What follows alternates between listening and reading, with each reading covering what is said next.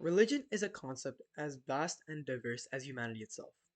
People around the world hold a wide range of beliefs, perceiving religion as either a positive or negative force depending on their perspectives.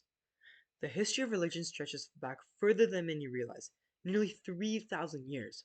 And over these centuries, countless religions have emerged, and many have faded with time. In this video, I want to explore two of the most prominent religions in the world, Hinduism and Christianity. Hinduism is considered the oldest religion still practiced today, while Christianity is recognized as the largest in terms of followers. Despite their differences, these religions share one commonality: the misconceptions people hold about them. These misconceptions often arise from misunderstandings, cultural shifts, and the natural evolution of beliefs over time. It's not necessarily about blaming people, as interpretations and narratives change over generations. However, my goal in this video is to address and clarify some of these misconceptions. Before we go into anything, I want to emphasize that the information I share in this video is based off many and many weeks of research, as well as a bit of my personal understanding. While I aim to present the most accurate and reliable information, mistakes can happen. If you notice any errors or have any insights to add, please feel free to share them in the comments. After all, we all are always learning. Let's start with Hinduism. Hinduism is the oldest religion in the world, with roots tracing back over thousands of years. Over its vast history, many misconceptions have developed, often due to misunderstandings or cultural differences. In this section, I want to address three major misconceptions: idol/cow worshipping, the caste system, and the belief that Hinduism is a polytheistic religion. Starting with the idol and cow worshiping. This is one of the most persistent misconceptions about Hinduism, and it's the fact that Hindus worship idols. This stems from the use of idols or murtis in Hindu rituals and prayers. However, it is important to understand that Hindus do not regard murtis as God themselves. Instead, these physical representations serve as tools or mediums to connect with the divine. A better way to think about this is to imagine a murti as a telephone. When you're on a call with someone, you're not going to think that the phone itself is the person. It's instead a device allowing you to talk to the person on the other side. Similarly, murtis act as a focus point, helping followers devote their channels and their thoughts towards God. Hindu philosophy holds that God is omnipresent and formless, as well as beyond human comprehension. Yet as humans, we often find it easier to connect with something physical. For instance, Christians often use a cross as a symbol of faith and connection to God. Similarly, in Islam, the Kaaba in Mecca serves as a focal point for prayer. In Hinduism, the murtis fill a similar role, providing concrete representation of the divine to aid in worship. Another widespread misconception is that Hinduism worship cows as God. While cows do hold a special place in the Hindu culture, they're not considered deities themselves. Instead, cows are revered and regarded as sacred animals due to their historical context and cultural significance. The cow's sacred status can be traced back to ancient India, where it was vital for survival. Cows provide milk, which is a key source of nutrition, and milk was also used in many religious rituals and ceremonies. Alongside this, they were also integral to agriculture, as their strength and endurance was essential for plowing fields. This deep reliance on cows for sustenance eventually led to its natural association with major deities. And going on to that same thought, for instance, Lord Shiva's sacred bull, Nandi, serves as his vehicle and most devoted follower. Nandi's close relationship with Shiva shows a spiritual connection between cows and the divine. Similarly, another story is with Lord Krishna.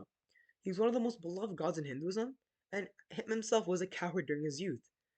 Many stories in the Krishna Puranas highlight his love for cows and milk. And with this, it just became deeply ingrained within the Hindu culture. Finally, another reason why cows are held in such high regard is because of the philosophical principle of ahisma, or non-violence. This is a cornerstone of Hindu ethics. Cows as gentle and giving animals symbolizes this principle, making their protection a natural extension of the Hindu values. Now, I want to clarify that both cows and murtis are not considered gods or deities in themselves.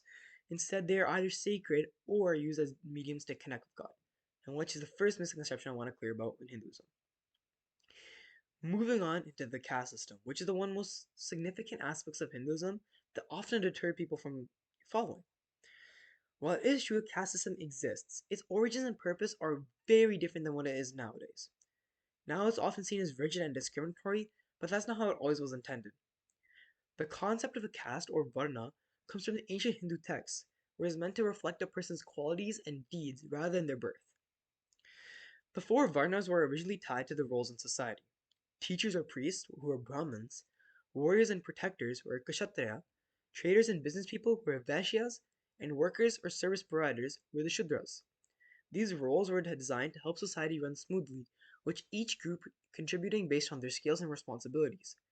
Teachers shared knowledge and spiritual guidance, warriors kept the community safe, merchants managed trade and resources, and workers provided essential services.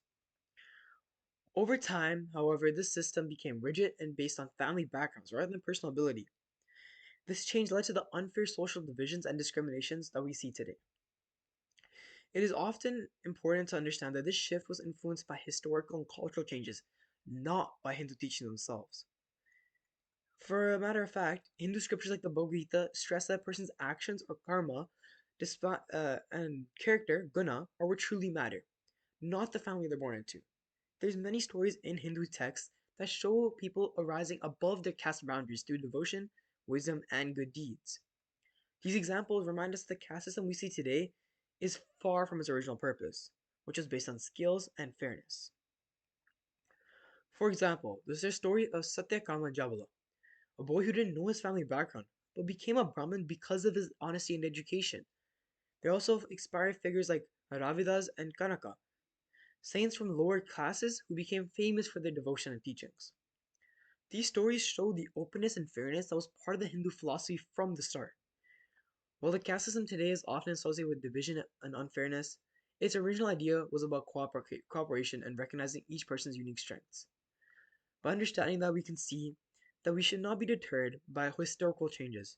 Rather, we must understand the genuine meaning behind something's existence, which is, for example, we can see in the caste system. Understanding its general historical background allows us to understand what it truly is and why it's part of our religion. Finally, let's talk about the idea that Hinduism is polytheistic. At first glance, it may seem that Hindus worship many gods because of the diversity of deities like Shiva, Vishnu, Durga, and Ganesh. However, Hinduism is more accurately described as pantheistic. Pantheism views the divine as present in all things. At the core of the Hindu philosophy is the belief in Brahman, the supreme, all encompassing divine essence that is the source of all existence. Brahman is not a personal deity, but instead is the ultimate reality that transcends time, space, and form. In the Upanishads, it's described as infinite and unchanging, the foundation upon which the entire universe rests. The many deities often associated with Hinduism are not separate gods, but instead are manifestations of Brahman. For example, Vishnu is often seen to be as a preserver, while Shiva the destroyer, and Brahma as the creator. Now, these three gods are not separate identities because they are all under the idea of Brahman. An excellent analogy to think of this is look at Brahman as a sunlight passing through a prism, creating a spectrum of colors. Each color represents a unique aspect of the same light, and each of these colors are much more visible to the eye than is as a sun ray.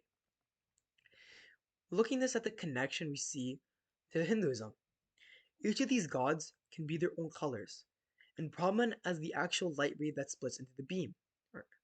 Now, it's very difficult to see the sunlight or sun ray as its own, but we can see these colors as because those are what has that's what the light has become for us to see.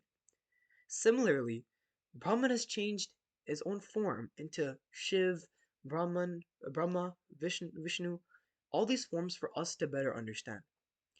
This diversity is one of Hinduism's most unique and inclusive features. It allows practitioners to explore their spirituality in deeply personal and varied ways, all while pointing back to the ultimate truth of Brahman. Now, let's turn our focus to Christianity. One of the most misunderstood aspects of Christianity is the concept of the Trinity. At first glance, it may seem like Christians believe in three gods, but as that is not the case. Christianity is firmly monotheistic, meaning there's only one God, even though this one God is understood in three distinct persons: the Father, the Son, and the Holy Spirit. The Trinity represents the nature of God's existence and how He interacts with the world. These three persons are not separate gods, but are co-equal, co-eternal, and share the same divine essence. To help clarify, think of the Trinity as one essence expressed in three different ways. For example, the Father is often viewed as the creator, the Son as the redeemer, and the Holy Spirit as a sustainer and guide for believers. An analogy that might help is comparing the Trinity to the Sun. God the Father is like the sun itself, the source of light and life.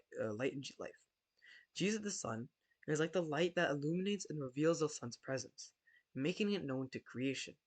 And the Holy Spirit is like the heat radiating from the sun, which warms and affects creation, bringing life and growth. While the sun, light, and heat are distinct, they are inseparable and work together as one.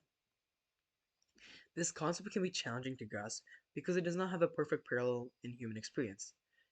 It's a divine mystery that lies at the heart of the Christian theology. To avoid confusion, it's essential to understand that the Father is not the Son is not the Holy Spirit, and the Holy Spirit is not the Father. Yet they are all united as one God, existing in perfect harmony and relationship.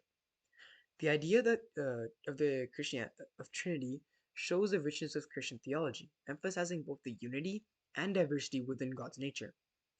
It's a profound way of understanding how God's love, grace, and power are extended to humanity in a different forms while remaining rooted in the singular divine essence. Another common criticism of Christianity is its association with events like the Crusades or the Inquisition, which are often cited as evidence of the religion's flaws. However, it's essential to distinguish the actions of individuals and institutions from the core teachings of Christianity.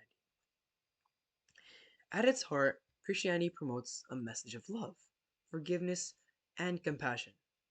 Unfortunately, though, throughout history, these teachings have been distorted by individuals or groups seeking to justify political agendas or personal ambitions. For example, while the Crusades were framed as religious wars, they were also deeply entangled with struggles for power, territory, and economic gain. Similarly, the Inquisition reflected the actions of the specific authorities rather than the foundational principles of Christianity.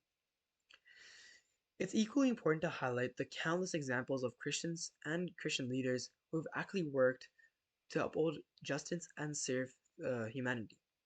Figures like Martin Luther King Jr., whose fight for civil rights was deeply rooted with his Christian faith, exemplify the true spirit of Christianity and a Christian. Their work underscores the essence of the religion lies in teaching of love, service, and the pursuit of justice, not in the mistakes or misdeeds of the past. Finally, let's tackle the idea that the Bible has been altered so much over the years that it is no longer reliable. While it is true that there are variations in manuscripts, these differences are typically minor, such as variations in spelling, word order, or grammar. Crucially, these variations do not alter the core teachings or overall message of the Bible. Now, this specific misconception often arises because people like to say it was translated multiple times. Now, just because one text has been translated over the years does not mean that it is no longer reliable. For example, let's look at this brief example here. Scholars employ a rigorous process called textual criticism to analyze and compare thousands of ancient manuscripts to reconstruct the most accurate version of the original text. For the New Testament alone, there are over 5,000 Greek manuscripts alongside tens of thousands of translations in other languages like Latin, Syriac, Coptic. Now, as I said earlier, these translations are what actually allow us to know that it's so reliable. This vast collection provides an extraordinary amount of cross-reference material to verify the Bible's consistency and integrity. Now, look at this. What's particularly fascinating is the sheer scale of historical documentation supporting the Bible. For context, many classical works, such as those of Plato and Homer, survive on the basis of far fewer manuscripts, yet their authenticity is rarely questioned. Because the Bible is a religious text or book, it is seen as something that can be altered and to be attacked against. But in reality, it is more cross-referenced and more reliable than many historical books that we reference and learn in school today. Another thing that's truly remarkable is how consistent the Bible's message has remained, despite being transmitted across centuries and cultures. Its central themes of love, faith, redemption, and salvation have endured through countless translations and copies. This remarkable preservation underscores the meticulous care taken by scribes and translators to ensure the Bible's teaching remained intact for generations. Additionally, the writings of early church fathers who extensively quoted the Bible in their letters and sermons serve as further evidence of its consistency and over time. Even if all manuscripts were lost, a significant portion of the New Testament could be reconstructed solely from these quotations. This demonstrates not only the enduring influence of the Bible, but also its ability to remain cohesive, a spiritual guide throughout countless centuries of change. I hope you've taken away a lot from this video. I hope I was able to clear up these three misconceptions about Hinduism and the three misconceptions about Christianity. Because, again, the biggest thing when it comes to religion is understanding every perspective, understanding why things have become the way they are, and what exactly the teachings are meant to be. Because of religion being as concept and vast as diverse and as humanity itself, it is crucial to understand historical context and things that influence what is perceived as today. Thank you so much for watching today's video. And again, if you have any insights to add or any other ideas you want me to talk about, leave them in the comments down below. Because again, we're always learning. My name is Chad from Chad Talks. I'll see you guys later.